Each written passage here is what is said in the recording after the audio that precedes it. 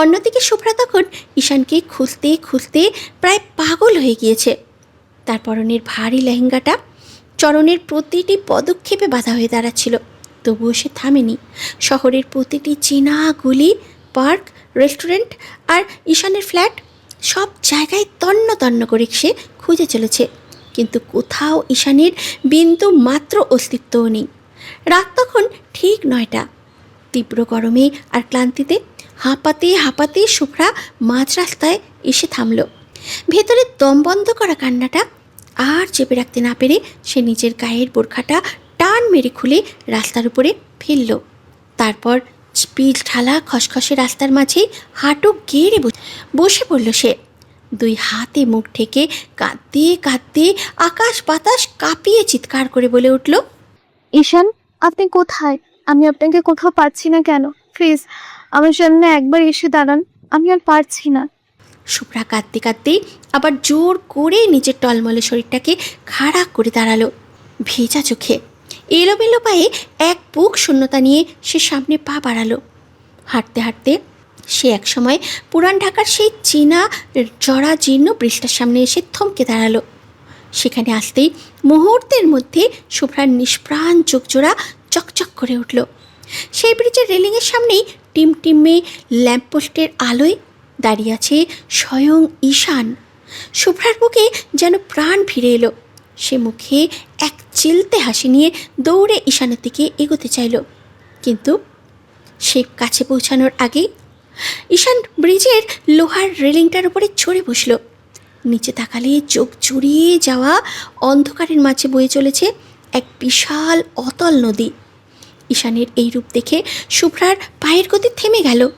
তার সারা শরীর ভয়ে পাথর হয়ে গেল। ঈশান এই কী করছে? ও কেন রেলিংয়ের উপরে উঠেছে?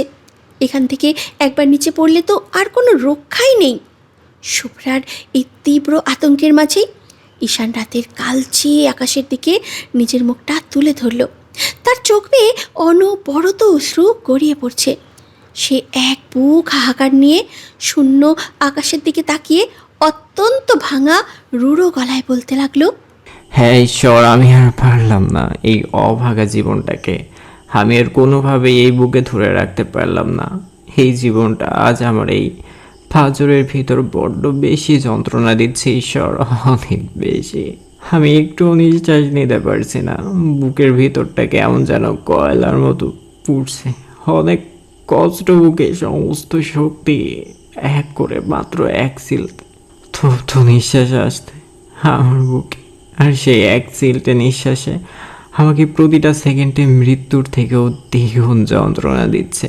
এত তীব্র দহন, এত অপার যন্ত্রণা আমি আর সইতে পারছি না ঈশ্বর। আমি চলে আসছি তোমার কাছে। এই বুক ভরা এক আকাশ, হাহাকার আর শূন্যতা নিয়ে আজ আমি তোমার কাছে চলে আসছি। ঈশান এক মুহূর্ত থামল। তার ঠোঁট দুটো অবাধ্যের মতো কাঁপছে। সে আবার নিচের কালচে পানির দিকে তাকিয়ে অস্ফুটে বলল, আমাকে ক্ষমা করে দিও শুভ্রা। তোমাকে ভালোবাসি বলতে পারিনি, কিন্তু এই না পাওয়া ভালোবাসার তীব্র কষ্ট আমি আর সহ্য করতে পারলাম না। তুমি অনেক ভালো থেকো শুভ্রা, অনেক সুখে থেকো। আমি যদি মরে যাওয়ার পর কোনো অদৃশ্য ছায়া হয়ে বেঁচে থাকতে পারি, তবে সেই দূর সীমানায় ছায়া থেকে আমি সব সময় তোমার মিষ্টি মুখের হাসিটা দেখে নিজের এই অতৃপ্ত মনকে বোঝাবো আমার শুভ্রা অনেক ভালো আছে। কখনো কখনো যাতে তোমার এই সুন্দর চোখ দুটোতে আমি এক ফোঁটাও জল না দেখি। ঈশানের চোখ ফেটে এবার ডুকরে কান্না বেরিয়ে এলো। সে বিড়বিড় করে বলতে লাগলো, ভালো থাকবেন বস। এই নিষ্ঠুর পৃথিবীতে আমি যখন একলা অসহায় হয়ে রাস্তায় পড়েছিলাম, তখন আপনি নিজের ছায়া দিয়ে হয়েছিলেন আমার একমাত্র আশ্রয়। যখন আমার পাশে দাঁড়ানোর মতো কেউ ছিল না, তখন পরম যত্নে আমার জীবনের সেরা সঙ্গী হয়েছিলেন আপনি। যখনই আমার উপর কোনো বিপদ এসেছে, ঠিক পাহাড়ের মতো ঢাল হয়ে দাঁড়িয়েছেন আপনি। আপনি শুধু আমার বস নন, আপনি আমার নিজের ভাই। হয়তো আপনি আমাকে বহুবার বলতেন আপনাকে ভাই বলে ডাকতে, আমি কোনোদিন ডাকিনি, কারণ কিছু জিনিস মুখে প্রকাশ করার চেয়ে মনের গভীরে লুকিয়ে রাখাটা অনেক বেশি সুন্দর আর যত্নর হয়। আর আমি সেই পরম যত্নটাই নিজের মনের কোণে রেখে দিয়েছিলাম। আজ আমি এমন এক বিষাক্ত জায়গায় এসে দাঁড়িয়েছি বস, যেখানে একদিন জীবনের কোনো এক কঠিন মুহূর্তেও আপনিও এসে দাঁড়িয়েছিলেন। আজ ঠিক সেই একই রূপ পেয়েছে আমার এই ঈশান। বস, আপনার বোনকে আমি অনেক ভালোবাসি, খুব বেশি ভালোবাসি। এতটাই ভালোবাসি যে আজ এই ভালোবাসার খাতিরে আপনার উপর নিঃস্বার্থ ভালোবাসা থেকে নিজেকে চিরতরে ত্যাগ করতে হচ্ছে। এতটা ভালোবাসি যে আজ এই ভালোবাসার তাগিদেই আমাকে এই সুন্দর পৃথিবীটা ছেড়ে চলে যেতে হচ্ছে। আপনার এই ছোট ভাইটাকে ক্ষমা করে দিয়েন বড় ভাই। কথাগুলো শেষ করতেই ঈশান এক বুক ভরে শেষবারের মতো একটা তপ্ত শ্বাস টেনে চোখ দুটো শক্ত করে বন্ধ করে ফেলল। তারপরে পুরনো ঢাকার আকাশ বাতাস কাঁপিয়ে নিজের শেষ আর্তনাদটুকু ঢেলে দিয়ে চিৎকার করে বলে উঠল, I love you, Shubhra.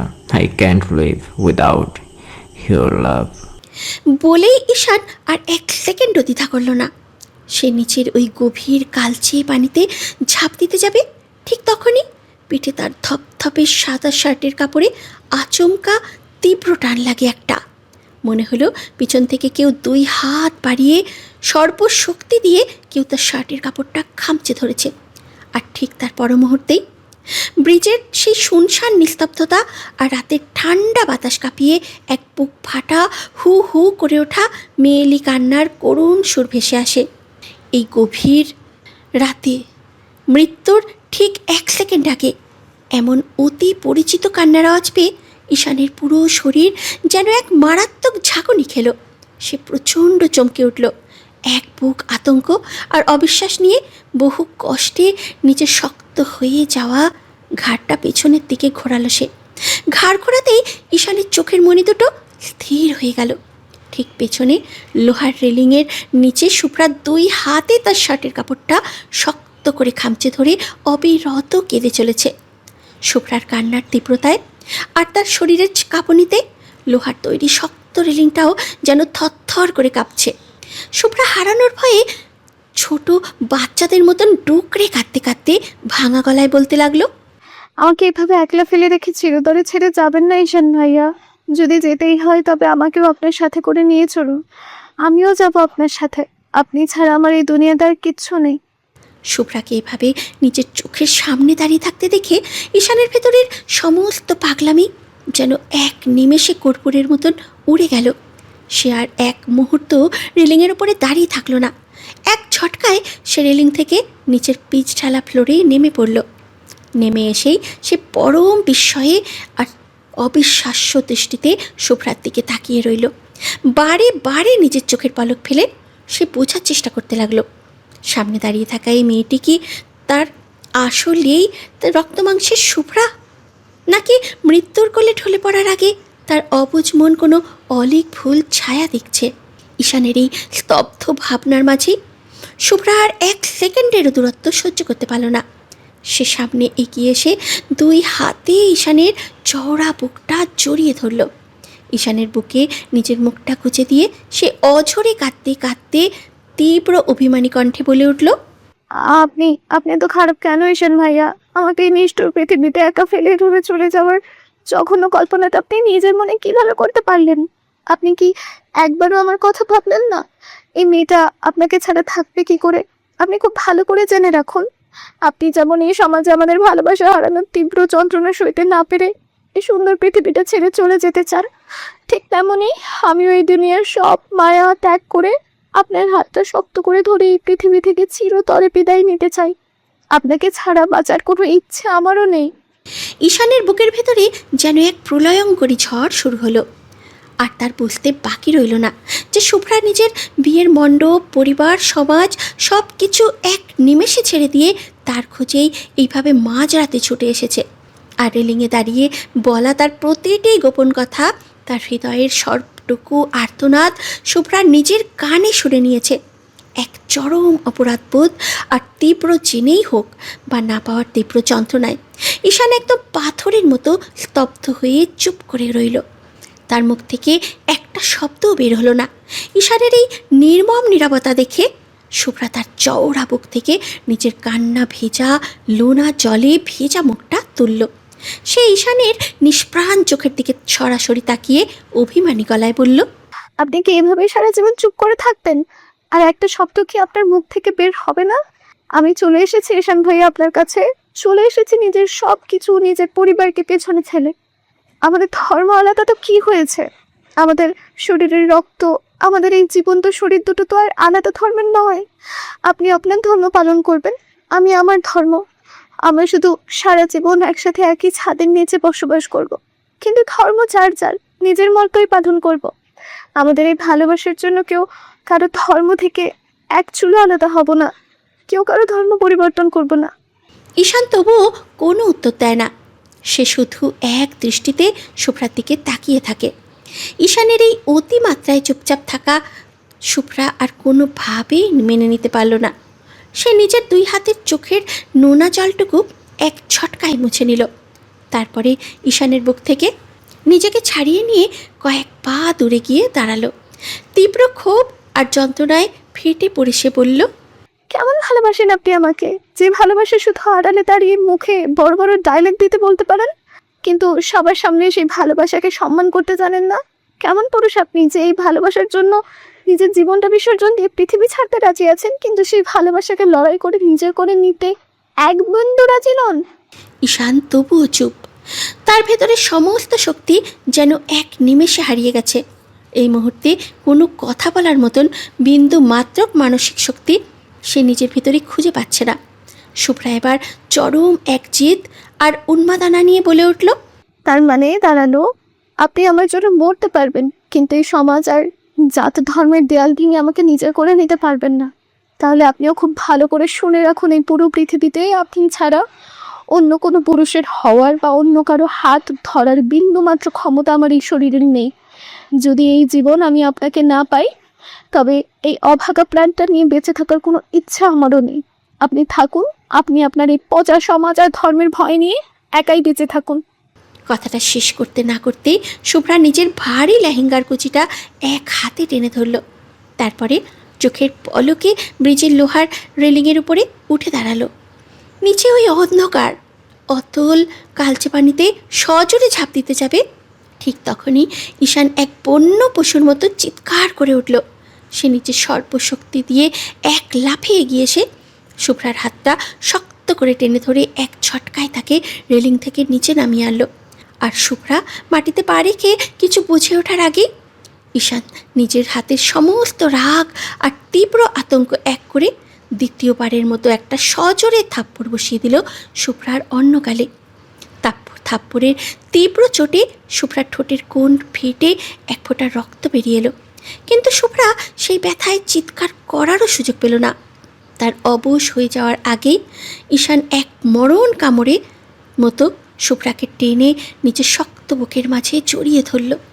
শুভ্রার পিঠে নিজের দুই হাত আষ্টে পিষ্টে বেঁধে তার গলার খাঁজে মুখ লুকিয়ে ঈশান এবার শিশুর মতো ফুপিয়ে ফুপিয়ে ডুকরে কেঁদে উঠল।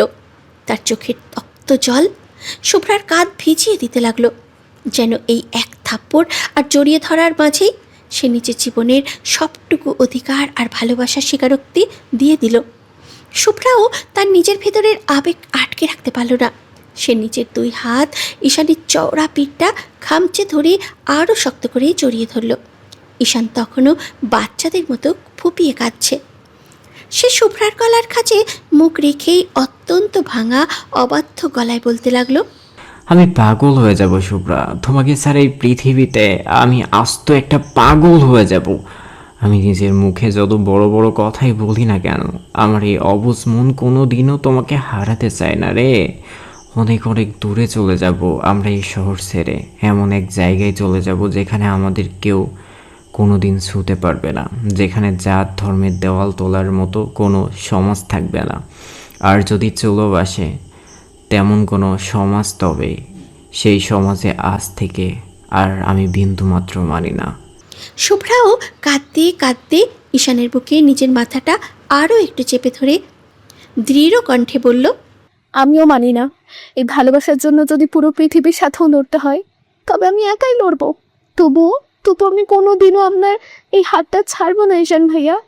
ঈশান নিজের মুখটা শুভ্রার কাছ থেকে তুলে আনলো। পরম মায়া আর গভীর ভালোবাসায় সে শুভ্রার কপালে নিজের ঠোঁট দুটো ছুঁয়ে এক দীর্ঘ চুমু খেলো। তারপরে তাকে আবার নিজের বুকের সাথে আষ্টে পিষ্টে জড়িয়ে ধরে তীব্র এক ব্যাকুলতায় বলে উঠল, I love you Shubhra, I love you so much. শুভ্রাও ঈশানের পিঠে নিজের নখ বসিয়ে দিয়ে চোখের পানি মুছে বলল, I love you too Ishan ভাইয়া, I love you so much. দুই কপতি যখন রাতে ব্রিজের উপরে দাঁড়িয়ে নিজেদের দুনিয়ায় মগ্ন, ঠিক তখনই চারিদিকের সেই শুনশার নীরবতা আর রোমান্টিক আবহাওয়াকে এক নিমেষে চুরমার করে দিয়ে পেছন থেকে কারো অত্যন্ত গম্ভীর কর্কশ পুরুষালী কণ্ঠস্বর ভেসে এলো, বাহ, পিরিত দেখে একদম মুতলে পড়ছে। হিন্দু মুসলিমের প্রেম ফ্যান্টাস্টিক। সেই গম্ভীর পুরুষালী কণ্ঠস্বর শুনে ঈশান আর শুভ্রা দুজনেই চমকে উঠে ঝটপট একে অপরকে ছেড়ে দিল। তারা ধরফর করে পেছনের দিকে ঘুরে তাকাতেই তাদের পায়ের নিচের মাটি যেন সরে গেল। সামনের ল্যাম্পপোস্টের আবছা আলোয় দাঁড়িয়ে আছে স্বয়ং নির্বাণ। সে একা নয়, তার পেছনে কালো পোশাক পরা বেশ কয়েকজন হৃষ্টপুষ্ট বডিগার্ড দাঁড়িয়ে আছে, যাকে 1 বছর আগে পুলিশ ধরে জেলে পড়েছিল। সেই নির্বাণকে এইভাবে হঠাৎ জেলের বাইরে মুক্ত অবস্থায় দেখে ঈশান নিজের চোখেও বিশ্বাস করতে পারল না। তীব্র বিস্ময় আর ক্ষোভ নিয়ে বলে উঠল, তুই?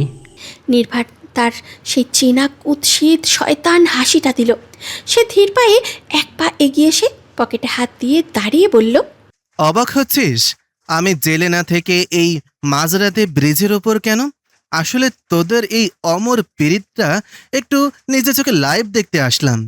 ঈশান নিজের চোয়াল শক্ত করে রাগে ফেটে পড়ে বলল, ফালতু কথা একদম বলবি না নির্ভর। নির্বাণ একটা তাচ্ছিলের হাসি দিয়ে মাথা নেড়ে বলল, বাহ, সত্যি কথা বললেও এখন ফালতু হয়ে যায়, জানতাম না তো। যাই হোক, একটা হিন্দু আর মুসলিম প্রেম ব্যাপারটা কিন্তু বেশ ইন্টারেস্টিং, কি বলিস? ঈশান শুভ্রাকে নিজের শরীরের আড়ালে টেনে নিয়ে একদম মারমুখী গলায় বলল, এখানে কেন এসেছিস তুই? কি চাস? নির্বাণ এবার তার সেই বিষাক্ত শয়তানি নজরটা ফেলল শুভ্রার উপর। তার সেই লোলুপ দৃষ্টি দেখে শুভ্রা ভয়ে কুকড়ে গিয়ে ঈশানের শার্টের পেছনটা খামচে ধরে আরও ভালো করে তার পেছনে লুকিয়ে পড়ল। নির্বাণ এবার ঈশানের চোখের দিকে তাকিয়ে ঠোঁট বাঁকিয়ে বলল, আরে ভাই, তোদের এই অধরা ভালোবাসাটাকে পূর্ণতা দিতে এসেছি, অর্থাৎ তোর এই কলেজার টুকরা ভালোবাসা শুভ্রাকে একটু বিশ্রাম দিতে এসেছি। নির্বাণের মুখের এই মারাত্মক কথাটি শোনা মাত্রই ঈশানের আত্মাটা যেন ধক করে উঠল। এক তীব্র আশঙ্কায় তার সারা শরীর কাঁপতে লাগলো। সে পেছনের হাত দিয়ে শুভ্রার নরম হাতটা লোহার মতো শক্ত মুঠোয় চেপে ধরল। নির্বাণকে হুঁশিয়ারি দিয়ে বলল, ওকে টাচ করার বিন্দুমাত্র সাহসও দেখাবি না নির্ভর। আমি তোকে শেষবারের মতো ওয়ার্নিং দিচ্ছি। নির্বাণ এবার আর দূরে দাঁড়িয়ে রইল না। সে ধীর পায়ে এগিয়ে এসে একদম ঈশানের মুখোমুখি এসে দাঁড়ালো। ঈশানের চোখের উপরে চোখ রেখে হিংস্র গলায় বলল, সাহস? আমার সাহস দেখবি তুই? তাহলে দেখ। কথাটা শেষ হতে না হতেই নির্বাণ চিতাবাঘের মতো এক ছটকায় হাত বাড়িয়ে ঈশানের হাত থেকে শুভ্রাকে টান মেরে নিচের দিকে নিয়ে নিল। শুভ্রা কিছু বুঝে ওঠার আগেই নির্বাণ তাকে এক হাতে চাপটে ধরল। আর ঠিক সেই মুহূর্তেই ঈশান শুভ্রাকে বাঁচাতে যাবে, তার আগেই নির্বাণের সাথে থাকা 8 জন হৃষ্টপুষ্ট গার্ড একসাথে বাঘের মতো ঝাঁপিয়ে পড়ে ঈশানকে 4 পাশ থেকে শক্ত করে চেপে ধরল। তারা ঈশানের 2 হাত, কোমর আর ঘাড় এমনভাবে লক করে দিল যে ঈশান আর এক চুলও নড়তে পারল না। আচমকা এই আক্রমণে শুভ্রা চরম আতঙ্কিত হয়ে ছটফট করতে করতে চিৎকার করে উঠল, ছাড়ুন আমাকে, ছাড়ুন বলছি ঈশান ভাইয়া। ঈশান তখন ওই 8 জন পাহাড় সম গার্ডের মাঝখান থেকে নিজেকে মুক্ত করার জন্য জান প্রাণ দিয়ে মোচড়ামুচড়ি করছে, কিন্তু তাদের শক্তির সাথে সে একলা পেরে উঠছে না। নিজের অসহায়ত্ব আর শুভ্রার কান্না দেখে ঈশান এবার বাঘের মতো গর্জে উঠে নির্বাণের দিকে তাকিয়ে চিৎকার করে বলল, দেখ নির্বাণ, তোর যত শত্রুতা, যত ক্ষোভ সব আমার সাথে থাকতে পারে, কিন্তু এই নিষ্পাপ মেয়েটার সাথে তোর কোনো শত্রুতা নেই। ওকে ছেড়ে দে তুই। ও কোনো অন্যায় করেনি। যা করার, যে প্রতিশোধ নেওয়ার তুই সব আমার উপরে নে, কিন্তু প্লিজ ওকে ছেড়ে দে। নির্ভার ঈশানের এই অসহায় আকুতি শুনে এক পৈশাচিক আনন্দ পেল। তর্জনী নেড়ে চুহ চুহ শব্দ করে বলল, ইস, কি গভীর ভালোবাসা। কিন্তু আফসোস রে ঈশান, তোদের এই তথাকথিত পবিত্র ভালোবাসা আজীবন অপূর্ণই রয়ে যাবে। কোনো দিন তোরা পূর্ণতার মুখ দেখবি না। আর তোদের সেই সাজানো দুনিয়া ধ্বংসের মূল কারিগর হব আমি, নির্বাণ।